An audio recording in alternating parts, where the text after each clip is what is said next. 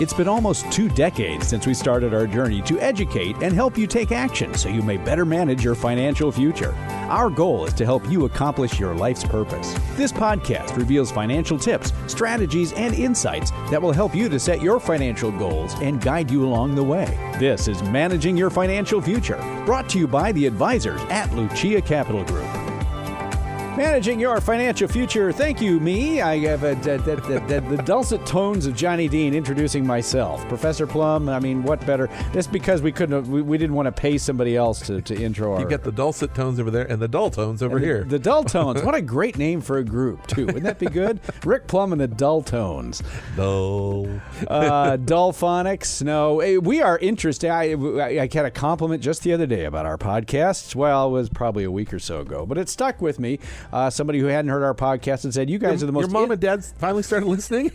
I don't even know if they listen, come to think of it. No, but it was somebody who was a friend and started listening. Yes, and she said, This is the most interesting financial podcast I've ever heard. Now, whether she was saying that to me just because we were talking or whatever, I don't know, but I took that as a compliment, which I think is how she meant it. But we do talk about some complicated stuff. We talk about certain strategies. We try to keep it light. We try to keep it fun, but we also try to keep it informative and entertaining. And that's what we're going to be doing today. I've got 2 different topics I'm going to throw out at you today, Professor Plum. A lot of times we stick with one or one general topic and work our way around it. But I had a question from Kathy in Redding, California. And if you want to email us, go to our website, LuciaCap, LuciaCap, LuciaCap.com. There's a place there to ask your question, get your answer, and all that stuff. And we do get quite a few. I don't generally answer specific emails or read them on the air because they tend to be very specific to somebody's situation, and that's okay, but I don't want to exclude all the other listeners. But in this case, this probably affects quite a few people. So we're going to talk about this, and then we're going to pivot to a totally different topic, which has to do with required minimum distributions for spousal beneficiaries of qualified plans. Okay. I mean, that sounds really esoteric, but stick with us on this one. We're going to start with this, though, and I do think this affects a lot of people. So Kathy in Redding, California, here's her email.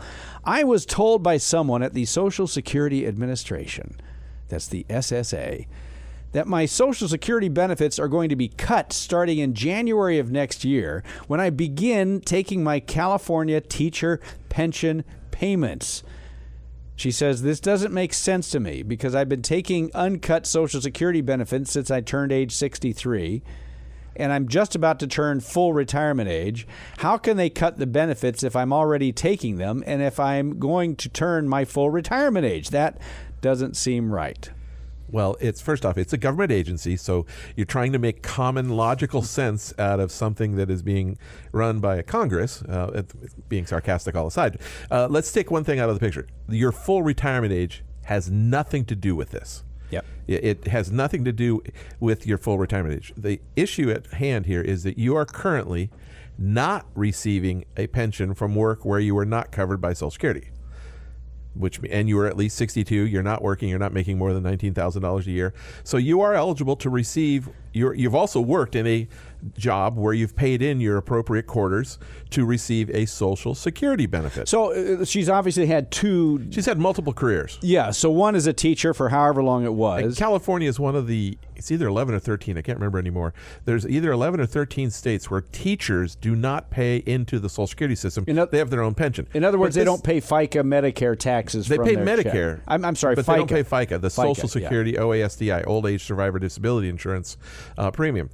But it's not just teachers. A lot of municipal, local government workers, firefighters, police officers, law enforcement, they have their own pension systems that in many cases are very nice, but they do not pay in to Social Security, at least not the benefit side of it. They do in many cases pay Medicare.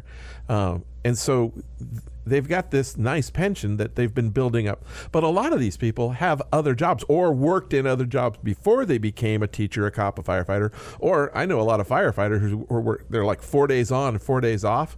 And on the 4 days off, their spouses say, get out of the house and do something. So they have another job. They're plumbers, real estate agents, or whatever else. And, they work and they pay into Social Security through that employment. So they've worked and paid in enough credits. They've earned enough credits. They're called credits now, not quarters, to receive a Social Security retirement benefit. But they've also got this other work where they did not pay Social Security, and they've earned a pension. Now, not our caller, but our emailer, what was her name? Kathy. Kathy has been receiving her Social Security benefit, and for whatever reason, she has let her pension delay up until probably to get a larger benefit going forward, and so she's going to start receiving it. Right now, she's not receiving a pension. She's just receiving her Social Security. Starting in January, she's going to be receiving her pension, and when she starts receiving her pension, something called the windfall elimination provision kicks in. Windfall elimination provision, or abbreviated the WEP, the WEP, or the WEP. If you are receiving a pension from work where you did not pay into Social Security, and yet you're eligible to receive a Social Security benefit on your own work record, there's going to be a different calculation for your Social Security. She's receiving her full benefit now, or at least the full amount for her age from Social Security. But once she starts receiving her pension, they're going to go back and recalculate it under the different formula. And the different formula reduces the Social Security benefit because of this outside pension where you did not pay into Social Security. So it's this pension that's kind of... The pension is what's going to reduce it. Now, at most, it's going to reduce her Social Security by half of the Social Security that she's receiving. That's the highest amount, and it depends on how much she's earning. But you also want to look, and the person that SSA that was talking to her may or may not have known how many years she actually worked outside of teaching.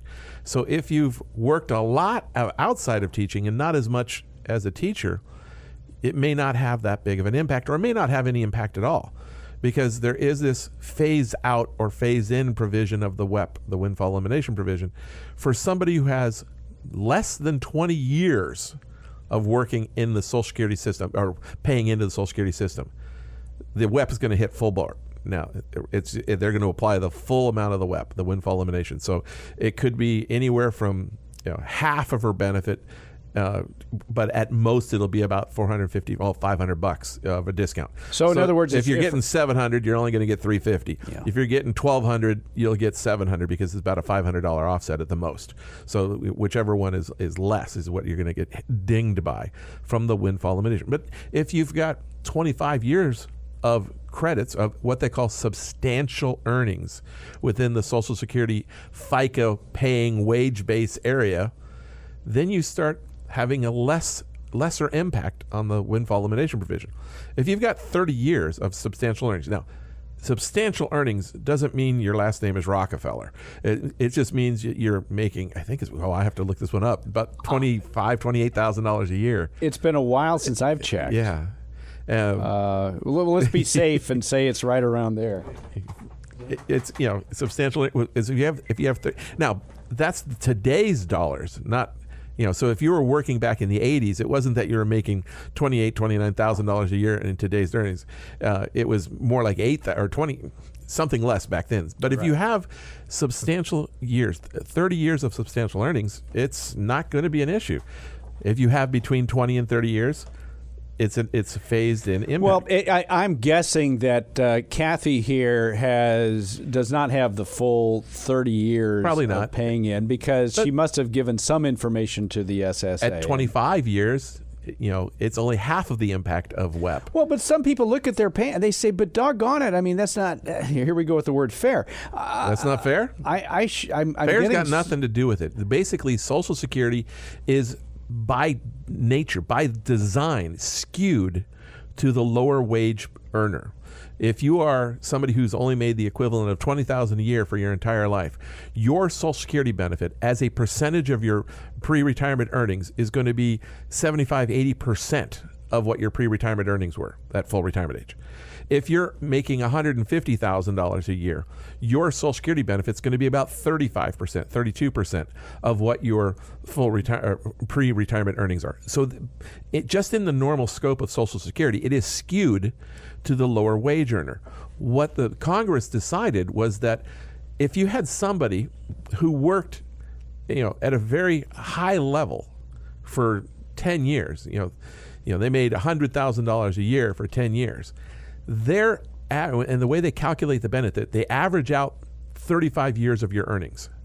So if you had $100,000 a year for 10 years, averaged over 35 years, that's about the same as somebody who made $28,000 a year for 35 years. The same Social Security benefit. The same Social Security benefit. Yeah. So they worked 10 years at a very high level, but they also had 20 or 30 years as a teacher. So they get this nice pension as a teacher, and they also get the same benefit as somebody who unfortunately had to toil at a lower wage job. And has no pension. And has no pension over their entire life. Fair or not fair, that was their reasoning for putting in the windfall elimination provision. They figured, you're getting more than we anticipated. That was their words from before. More than we intended. Yes. Yeah. But that's the reasoning behind the WEP. They did not want somebody who had the opportunity to make a very nice wage and get a nice pension, being able, and then only worked maybe 10, you only need to work 10 years to get the 40 credits in the Social Security. You work 10 years at a fairly high level, but you still get the same Social Security as somebody who never had the opportunity to work at that high level and only gets, the same Social Security benefit as you. Well, so there is some logic to it. We like to tease and say government programs have no logic. There actually is. You may not like the logic. You may not agree with the logic, but that was their rationale for creating this. And so that's why Kathy's Social Security benefits are going to be reduced once she starts taking pension payments. How do they even know that you're taking pension payments? Do they have to wait till you get a tax return on there? I mean, it's Big Brother. Well. Usually they ask the question when you first sign up for your Social Security: are you receiving or will you receive a pension from work not covered by Social Security? And they can tell very quickly from your earnings history. If you've got a bunch of years of zero, and if you look at it, if you look at your Social Security statement that they send you in the mail, or the one that you can get online through your My SSA account, you've got a column for Medicare earnings, what you pay taxes on your Medicare earnings, what earnings you pay taxes on, and you've got a column for your FICA earnings, your OAS, what they call OASDI. And when you see a lot of zeros on one side, but earnings on the other side, they know that you've been working in a position where you have not been paying into Social Security, which means by definition you have a pension from work not covered by Social Security. Now, this is the windfall elimination provision. Kathy didn't ask about this, but there's one other thing that some people may find reduces or in some cases eliminates their Social Security benefit. And this gets into something called the GPO, or the government pension offset. Do we want to explain that for people who may be in a similar circumstance? We were just talking about the windfall elimination provision. That affects a Social Security. If that's where you have a pension from work not covered by Social Security, and you have earned, in addition to the pension that you've earned, you have enough credits to create your own Social Security benefit based on your own work record. But there's a lot of people that worked in law enforcement and teaching that was basically their only job. They started into it right out of school, and they never built up the 40 credits anywhere else. So they don't even have their own Social Security benefit. They only have their pension. But they're married to somebody who has a Social Security benefit.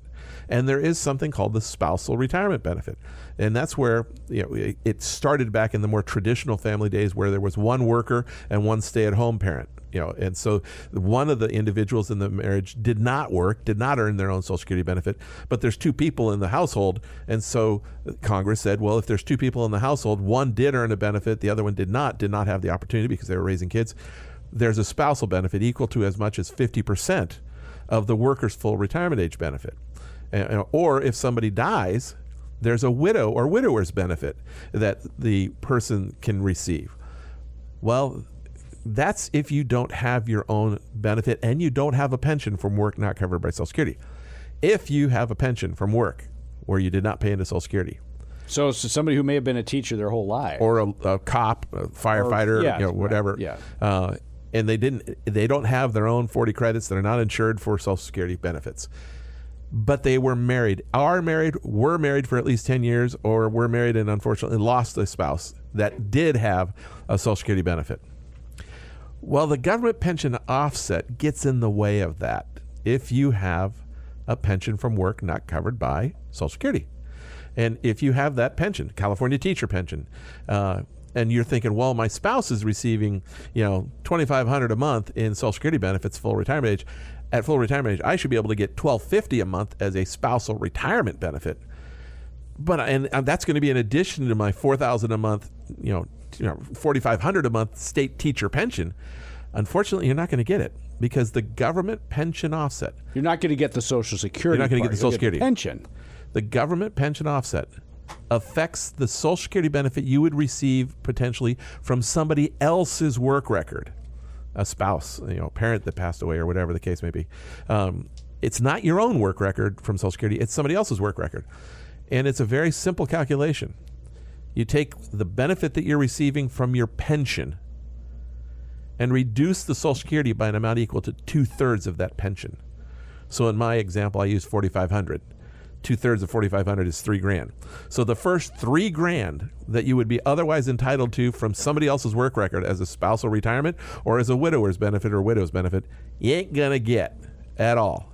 And that's just the way it works. Now, if your pension is relatively small, your pension's only $600, then 2/3 of that's $400. Your spousal or widower's benefit will be reduced by $400. But it has a potential to get rid of it completely. Oh, it can wipe it out. And if you got a good pension, it'll wipe it out. So there may be somebody who has been getting a spousal benefit of $1,000 a month or something for a few years, and then they turn their pension on. Their pension kicks in at 65 or something. And now they don't get it. Now they don't get the Social Security anymore. And they've been planned on. Well, hey, I get a raise. I get a raise. I have my $4,000 pension and my $1,000 a month spousal I can live on benefit. $5. No, you're going to live on $4. You're going to live on $4. So it helps to plan for this stuff because while you were counting on getting $5,000. To have it reduced to $4,000 and have it be a surprise, while it may not necessarily affect you, it may. That's a 20% reduction in that example. So it really is. So it's just a matter of understanding what's available. Now, if you do have your own Social Security benefit and you have a pension from work not covered, what they'll do is they'll calculate what your Social Security benefit would be under the WEP, and then they'll calculate what your spousal or widower's benefit will be under the GPO, and they'll pay the higher of the two amounts. That really gets complicated. So the point is, just know if you have or you're going to get a pension from work where you did not pay FICA taxes, where in other words it was not covered under the Social Security plan, and you plan on taking either your own Social Security benefit or a spousal benefit, widow's benefit, on somebody else's work record, you may wind up having it reduced. Your Social Security reduced. Or in some cases eliminated, depending on what happened. Knowing about it going into it is better than having it happen unexpectedly. Absolutely, which is why we talk about things like this. Knowledge is very important. And so that's your answer, Kathy. I appreciate you emailing us. We haven't had a question on that in a little while, but it does affect people. Even though private pensions aren't nearly what they used to be, but government pensions still do exist. Right, and many of them are very, very lucrative. Hospital workers, were they? Depends on the hospital. Yeah. So for-profit, non-profit. It depends on whether you're paying. You check your pay stub. Are you paying FICA?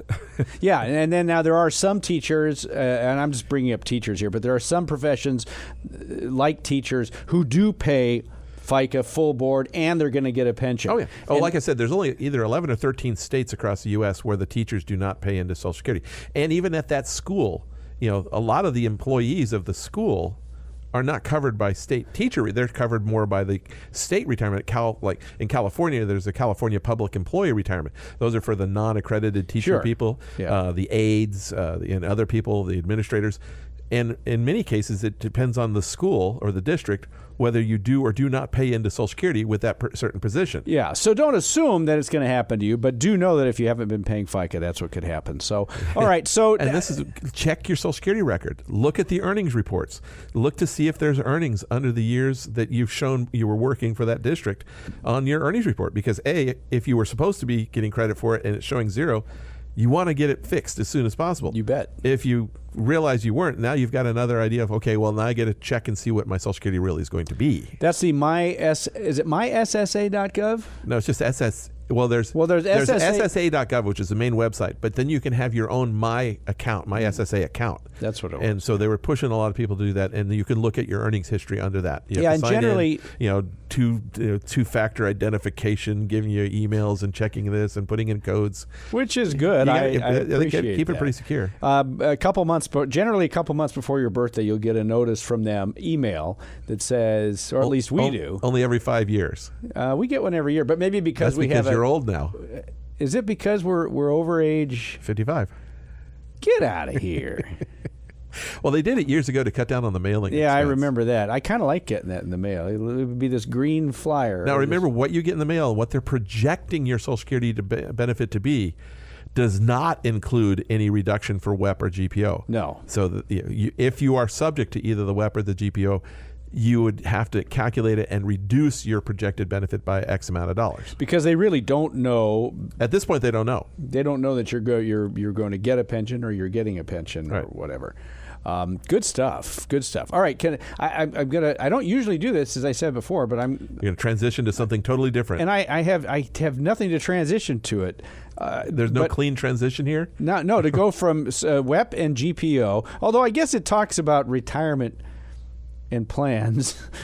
We're going to go from that to required minimum distributions for spousal beneficiaries, as I said. So let's talk about this. I had a longer email from Manny, who I don't have time to read it because there's a lot of detail in it and people would get lost. But it has to do with if you are the spousal beneficiary of a qualified plan or an IRA, and I guess we could talk about things like 401ks, or are we talking mainly about... Well, 401k, any kind of retirement plan at work. Yeah, I guess it really doesn't. Any kind of IRA. Any kind of IRA, it really doesn't matter. If you are the, first of all, explain what a spousal beneficiary is. You were married to the person that died. Yeah, so this is at the time they died. Well, this is what I'm talking about. So you are now a widower, whatever you want to call it, and the person who passed away had a retirement plan through work, an IRA, Roth IRA. Yeah, because we've had questions from people who say, "Look, you know what? There's $400,000 in or something. I'm making up a number in the 401k, but it belonged to my spouse. Now we're married, and what happens to that 401k? I mean, it doesn't go away, does it? Because in some cases, pensions, in certain instances, pensions could go away. Not exactly, but the monthly always, benefit, you should be able to get back at least what they put in plus interest. That's the worst case. Yeah. But it's not going to be anywhere near what the actual monthly pension would have been. Right. Okay. But you know what I'm saying. So somebody's got a 401k, a profit sharing plan, or something of that nature at work, and they unfortunately pass away, and their spouse is the beneficiary, and their spouse will be the beneficiary unless they jump through some hoops and the spouse signed off that it was okay to name somebody else. Let's assume that that's not happening. That didn't happen. Because that's probably very rare. So the spouse is the beneficiary. The spouse has options of what they can do. They have a lot more options than a non-spouse beneficiary. We have new RMD rules now, starting in 2020 for non-spouse beneficiaries, but the spousal beneficiaries, basically, they didn't change those at all. So the spouse can do a couple of things. They can leave it where it is and take required minimum distributions based on what the owner their age would have been. So they basically don't have to take anything out until the owner would have been age 72. Okay, so what if the spouse is 73 and the one that passed away is 66? They can leave it there and not take any required minimum distributions for 6 years. So even though this person who survived is over required minimum distribution age, they can leave it in the decedent's name. They don't have a required minimum distribution because they haven't moved it into their name. It's still in the other person's name. So you can leave it there. And now, the other option is you can just transfer the whole thing into the surviving spouse's name as if it were their pension or their, most of the time it's going to go to an IRA. It's as if it was their IRA from day one. It is now their money. And the survivor's money. The survivor's money. And it is subject to everything that is for that survivor. The only thing, it is their IRA. And so how old is that surviving spouse? If they're 59 and a half or older, they can take money out or not take money out as they seem. If they're 72 without or penalty. older, without a penalty. If they're 72 or older, they have required minimum distributions based on their age because it's their IRA. If they're under 59 and a half and they want to take money out, they've got a penalty because it's their IRA. They rolled it all out into their own name. And so when we have somebody who unfortunately loses a spouse at a fairly young age, we have to look at what is the likelihood of needing the access to this money. If they have sufficient life insurance, they may be able to roll the IRA over to the surviving spouse's IRA because they're not going to touch it anyway. They've got money to live off of, or they can do conversions and things like that. But if they don't have enough life insurance and the only asset really was this thing, and they're going to need this money to live off of, we do not want to roll it into the name of the surviving spouse. We want to leave it in the deceased owner's name. Leave it at the plan, leave it in an IRA, beneficiary IRA in their name. Because as long as it's in the deceased individual's name, taking distributions doesn't have a penalty with it.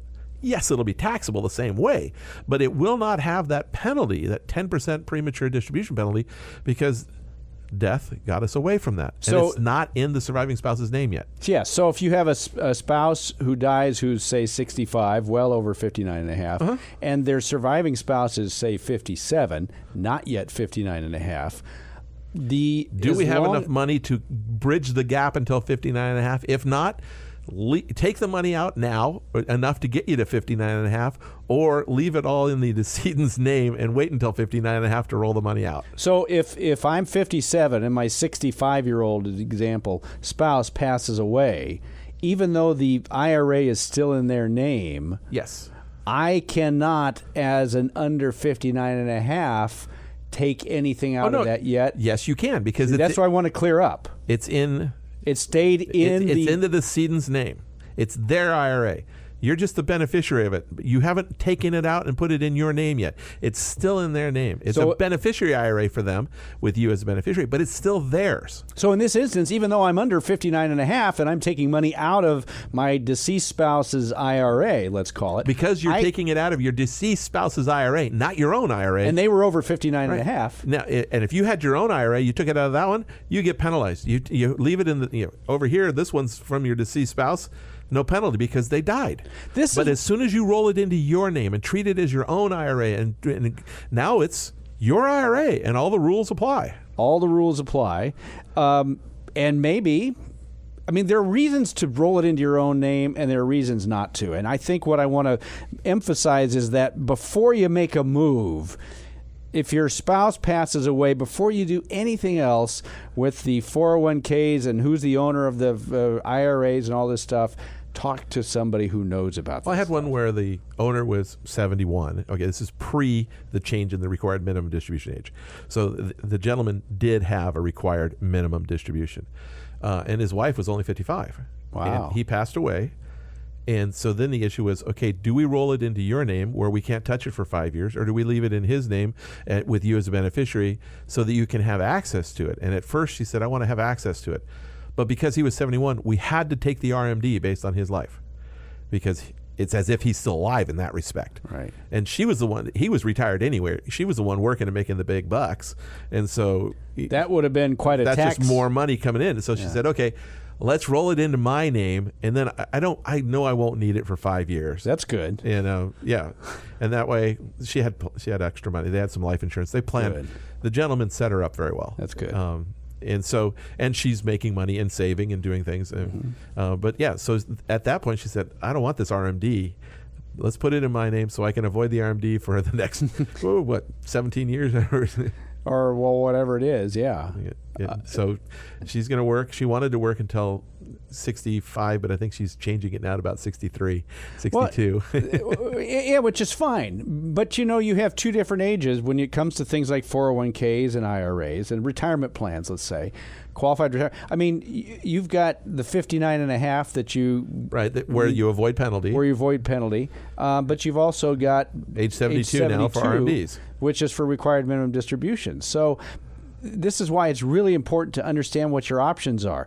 Making the wrong move in the case of the one you just gave could have been really taxing. It could have been taxing, but she found she didn't necessarily worry about it too much. I mean, she just rolled it into her own IRA. It was easy to fix. There are other ones that are more difficult to fix because you either need the money, but you don't want to have, there's other things going on. And don't forget that 59.5 rule can change to 55 if you're the employee that terminates employment in the year you're 55 or older, and you don't have the 10% penalty from that one company's plan. Which I'm really grateful for. Now that you're 55? Now that my wife is over 55 and she's got this 403B that I can at least access for a couple of years. Since she's retired for now. It's funny, I know we talked about this not all that long ago, but how few people know what you just talked about, what you just said a moment ago. The age 55 rule. The age 55 rule. Do you want to mention it again, just for those who don't know about it? Well, if you terminate employment from your employer in the year you turn 55 or later, there's no penalty for taking distributions from that employer's retirement plan. Doesn't affect your IRA, that's still 59.5. Doesn't affect previous employers' retirement plans, that's still 59.5. But that current or previous, that most recent employer that you terminated from, you can get without a penalty as soon as you're in the year you turn 50. Your birthday could be December 27th. And you quit January 2nd. But you're in the year that you're going to turn 55. You barely turned 54, like a week before. So you quit 358 days before you turn 55, but it doesn't matter. But you're in the year that you turn 55. You can take distributions from that company's retirement plan. And I assume that's obvious on your tax return somewhere. No. Nothing's obvious. Well, they're going to question it. No, they won't. Because the money should be coming directly from your employer's plan.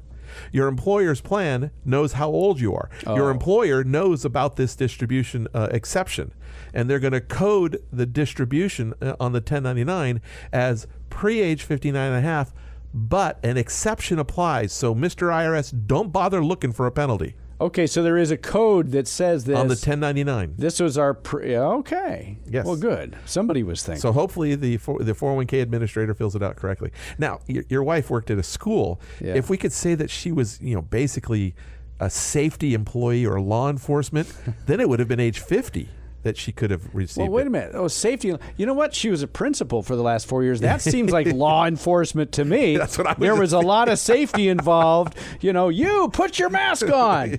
That sounds like safety and law enforcement to me. Yeah, unfortunately, I'm making a joke out of it. But yes, law enforcement and safety members can start accessing their employer 401k, 403b accounts if they terminate in the year they turn 50 or older. I would have a hard time arguing that if that ever, and it would come up in court. You wouldn't win. I wouldn't win. No, it wouldn't be fun. All this stuff, this is important. This is why, Kathy, you can talk to Professor Plum. Manny, I know with your situation you wrote to us about on this spousal beneficiaries, this is why you talk with an advisor. Especially on the decedent's IRA.